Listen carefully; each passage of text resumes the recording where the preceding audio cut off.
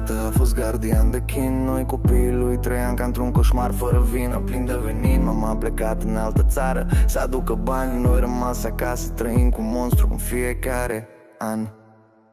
Ne-a crescut cu ură, nu cu dragoste caldă. Ne băga sub pământ cu vorba, ne lovea cu fapta. Mâncam tăcere, beam lacrimi, dormeam afară în frig, în timp ce el bea și râdea de parcă noi n-aveam nimic. Ne-a scos afară, goi, ploua, urlam în noapte, dar n-aveam unde să fugim. Doar pământul ne ținea în spate, ne lega cu funia ca pe câini în lanț. Și dacă plângeam, ne lovea mai tare să ne învețe cum e dans. Mie mi-a dat cu furculiță în față fără sens. A vrut să mor, să tac, să nu mai am prezență în univers. Mă uitam în ochii lui și nu vedeam nimic, doar un gol negru și rece, plin de ură și nimic.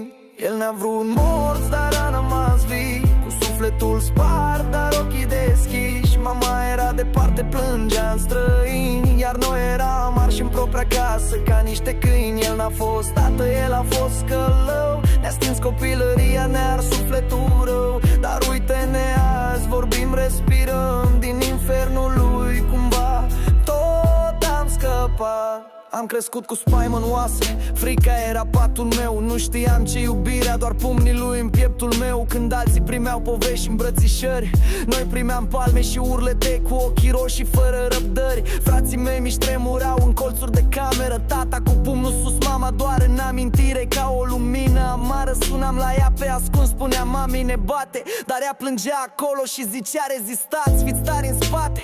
Ce să rezist când sângele curgea din gură, când n-aveam haine, doar piele și ură. Când am dormit sub cer în ploaie și gheață, cu stomacul gol și lacrimi pe față.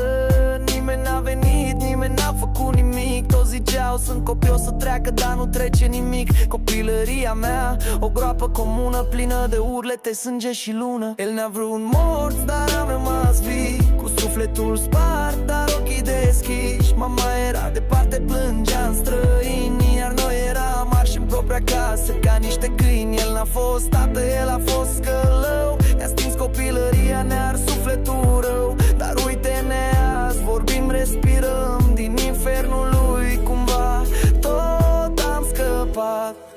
Și noaptea aia când mi-a pus funia de gât, n-am uitat cum râdea, cum tremuram, cum eram tăcut. Dar n-am murit, n-am cedat, n-am tăcut, pentru că în mine trăia vocea mamei care ne-a crescut.